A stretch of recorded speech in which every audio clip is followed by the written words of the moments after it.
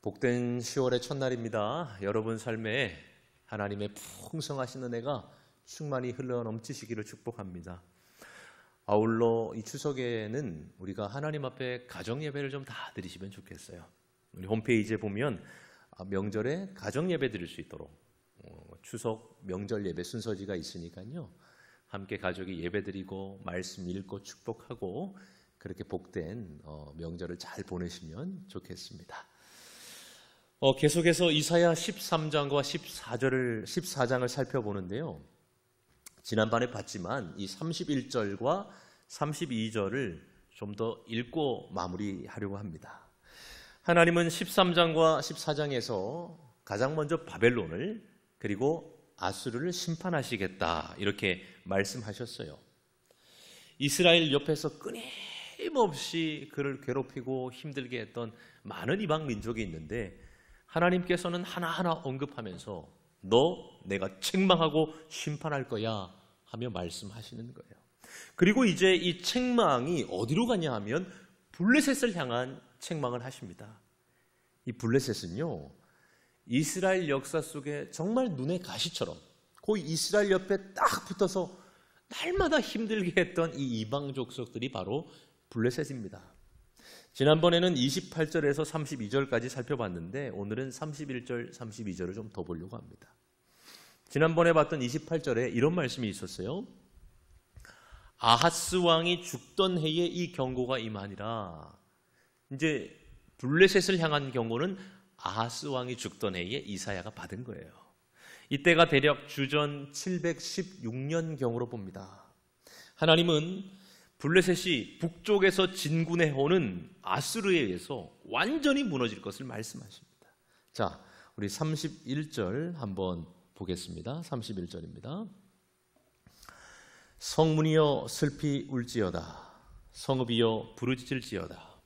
너 블레셋이여 다 소멸되리로다. 저 연기가 북방에서 오는데 그 대열에서 벗어난 자가 없느니라. 아멘. 자, 성문이 무너지게 될 것이라고 말씀하십니다. 아수르가 쳐들어와서 블레셋을 점령하고 무너뜨리는데 가장 먼저 어디로 들어오겠습니까? 성문으로 들어오는 거예요. 성문으로. 왜냐하면 고대의 모든 도시들은 다 성벽으로 둘러싸여져서 보호되는 생활권 속에서 살았다 이 말이죠. 자, 그러면 그 도시를 쳐들어가서 점령하려면 가장 먼저 성문에 들어가야 되겠죠. 자, 어떻게 됩니까? 그 성문이 무너질 거라는 거예요. 그래서 뭐라고 합니까? 성문이여 슬피 울지어다. 이제 성문이 무너지고 이제 성이 함락될 위기에 있는 거죠.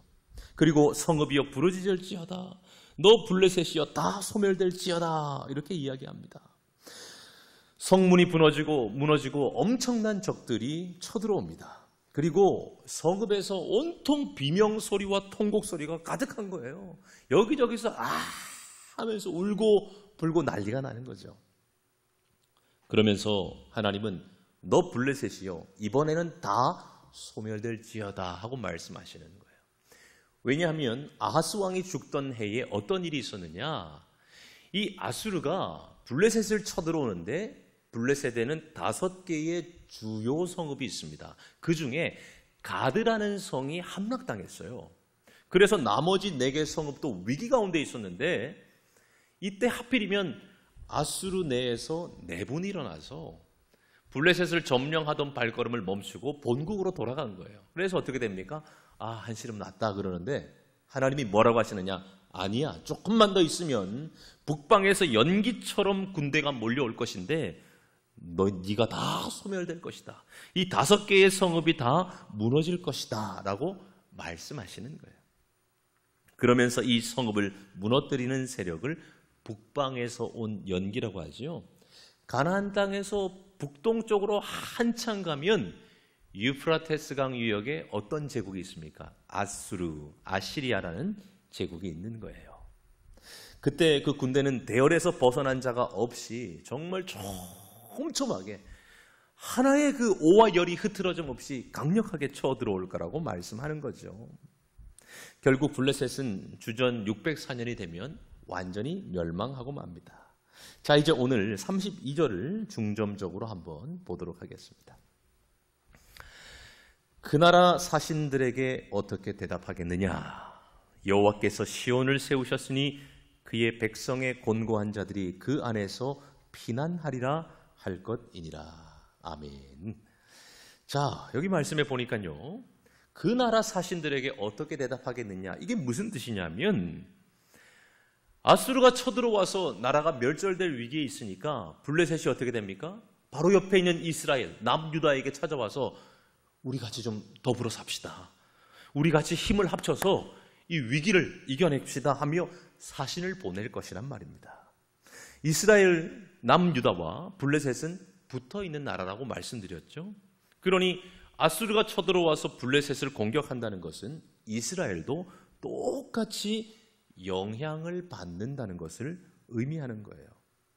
자, 그러니 블레셋이 궁지에 몰려서 우리 같이 힘을 합해 싸웁시다, 죽으면 다 죽는 거예요, 같이 죽는 거예요, 힘을 합쳐서 한번 살아남아 봅시다 하며 사신을 보내서 제안할 거라는 겁니다. 지금 여러분, 우리가 처해 있는 이 코로나라는 상황을 한번 보세요. 온 세계가 다 힘들어요. 대한민국이 다 힘들고요. 코로나의 위기가 왔는데 교회 다니는 성도라고 해서 힘들지 않겠습니까? 똑같이 힘들어요. 나이, 성별, 또 지역 할 것 없이 전체가 다 힘든 거죠. 마찬가지예요. 아수르가 강력한 군사를 가지고 가나안 땅을 짓밟고 있다면 블레셋도 위기고 어디도 위기겠습니까? 남유다, 이스라엘도 위기 속에 있는 거예요. 자, 이때 여러분 뭐가 중요하겠습니까? 우리 같이 힘을 합쳐서 어쨌든 지혜를 모으고 힘을 합쳐서 이겨냅시다. 그러나 여러분, 하나님의 백성은 먼저 다른 방법을 선택해야 된다는 거죠. 블레셋이 아수르에 의해 어려움을 당하는데 그 옆에 있는 하나님의 백성 남유다도 공격받고 있는 상황이 될 거라는 거죠. 하지만 이스라엘 백성은 다르게 대처해야 됩니다. 그러면 어떻게 다르게 대처해야 되겠습니까? 오늘 32절에 하나님이 이렇게 말씀하세요. 32절 중반절부터 제가 한 번 더 읽어보겠습니다. 여호와께서 시온을 세우셨으니 그의 백성의 곤고한 자들이 그 안에서, 여호와 안에서 피난하리라 할 것이니라. 아멘. 여러분, 이 말은 참 위로가 되고요, 우리가 무엇을 붙잡아야 되는지 선명하게 알려주시는 말씀입니다. 자, 블레셋이 찾아옵니다. 같이 망하게 됐으니 빨리 힘을 합쳐서 저 아수르를 물리치고 방어합시다. 그런데 하나님의 백성은요, 뭐라고 대답합니까? 우리는 하나님을 의지함으로 이 상황을 이겨내겠습니다. 너무 중요한 거예요, 여러분. 여호와께서라는 말씀으로 시작하죠. 여호와라는 이름은요, 성경에서 하나님의 호칭이 여러 가지가 나옵니다. 태초에 하나님이 천지를 창조하시니라.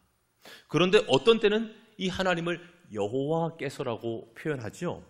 이 여호와라는 말은 언약을 지키시는 전능하신 하나님이라는 의미가 담겨 있어요.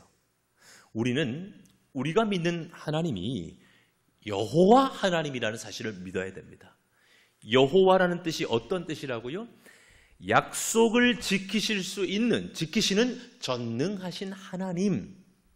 여호와라는 하나님의 이름 속에 전능하심과 약속을 지키는 신실하심이 함께 담겨 있는 거죠. 그래서 어려움 속에 다른 세상의 손을 잡고 인간적인 머리를 굴리기 전에 뭐 먼저 해야 됩니까? 우리를 지키시는 분은 누가 뭐래도 하나님이다 를 기억하라는 거죠. 그냥 막연히 우리가 하나님 믿으니까, 교회 다니니까 도와주시겠지, 이 정도에 머무르는 신앙생활을 해서는 안 될 것입니다. 우리는 하나님의 은혜로 구원받았다면 또한 무엇을 신뢰해야 됩니까? 하나님이 은혜로 우리를 구원하시고 하나님의 뜻 가운데 우리를 인도하신다는 사실을 믿어야 되는 거예요. 하나님은 여호와 하나님이세요. 무엇입니까? 약속을 지키신다는 거예요. 어려운 중에서도 하나님의 뜻과 계획을 이루시고 우리의 삶을 그 뜻과 계획대로 인도하시는데, 그래서 우리는 위기 속에 뭘 붙잡아야 돼요? 이 하나님의 말씀을 붙잡아야 돼요. 말씀을. 하나님, 위기 상황입니다. 하나님의 뜻이 무엇입니까? 어떻게 하는 것이 하나님의 길에 서는 것이겠습니까? 제가 계속 예배 드릴 때마다 강조하는 내용입니다.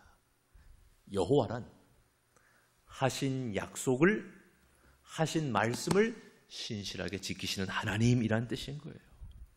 우리는 하나님을 찾고 구하며 예배하는 삶을 통해서 우리의 삶을 통해 하나님을 드러내는 존재로 부르심 받은 거예요.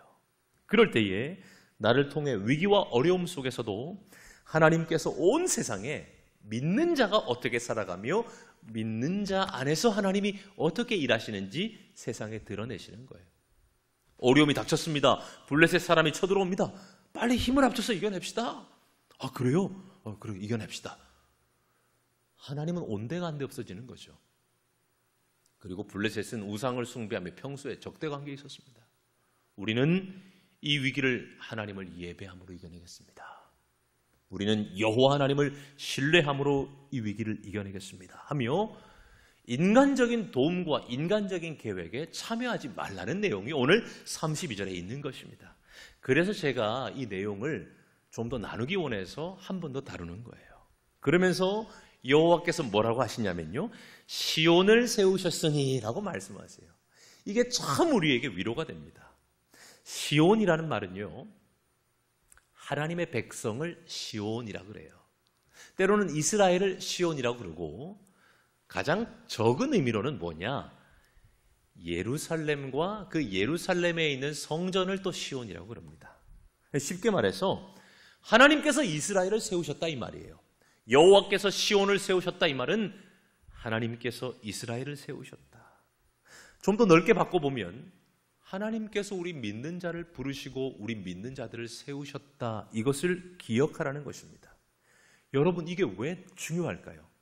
온 세상이 무너지고 나라가 망할 것 같은 위기 속에 있는데 하나님은 이사야 선지자를 통해서 여호와께서, 약속을 신실하게 지키시는 하나님께서 너를 세우셨다는 사실을 잊지 마. 여러분, 이게 얼마나 중요한지 모르겠습니다. 누가 뭐래도 생사화복이 여호와 하나님의 손에 있는 줄로 믿습니다.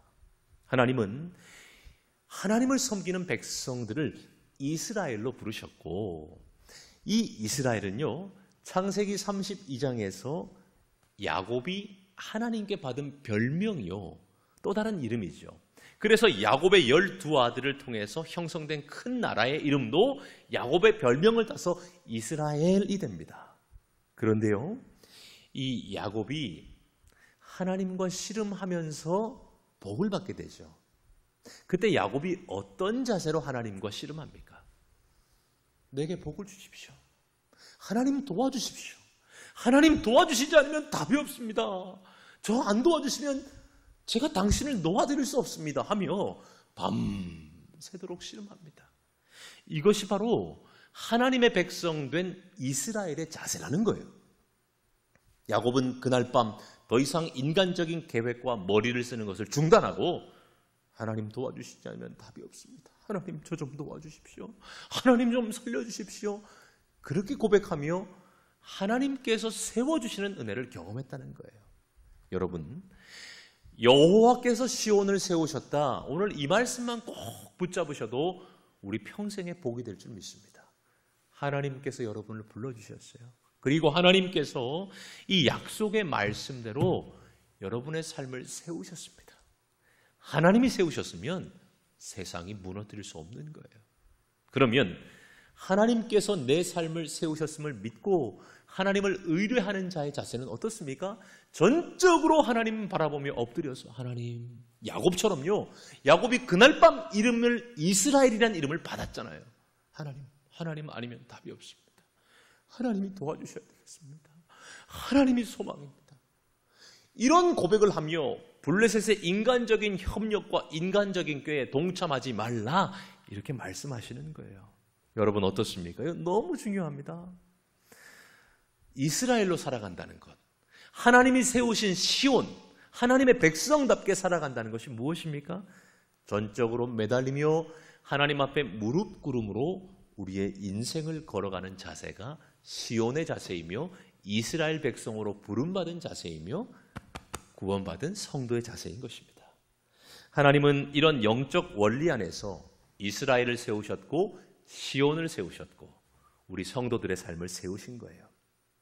마지막으로 32절에 이렇게 마무리됩니다.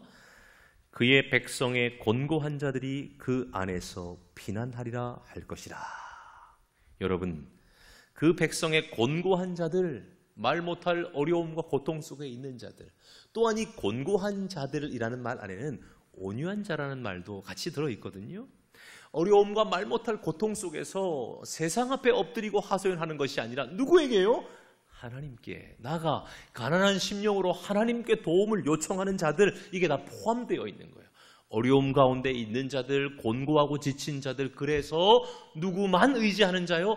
온유한 심령으로 하나님만 의지하는 자들이 어떻게 됩니까? 그 안에서 시온을 세우신 여호와 하나님 안에서 피난하게 될 것이다. 피하게 될 것이다.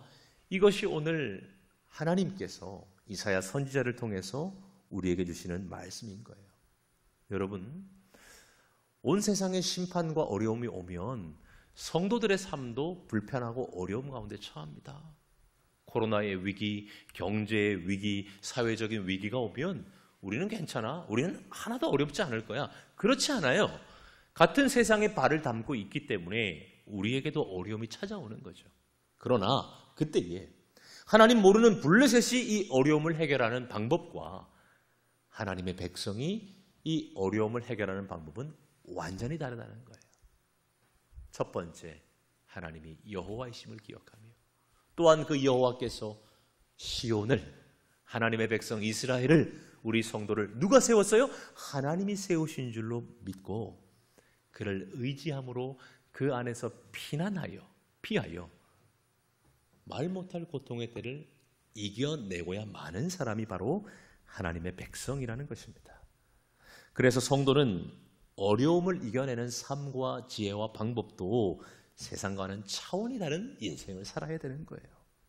하나님만을 피난처와 도움으로 삼을 때 살아갈 힘을 얻는 백성이 하나님의 백성이요, 이스라엘이요, 성도인 줄로 믿습니다. 이 복된 10월의 첫날 이 말씀 기억하며 이제 올 한 해도 석 달 남았어요. 10월, 11월, 12월. 온 세상이 어렵죠. 그러나 우리는 누구만 의지하리라? 하나님만 의지하리라. 고백함으로 승리하는 여러분 되시기를 축복합니다.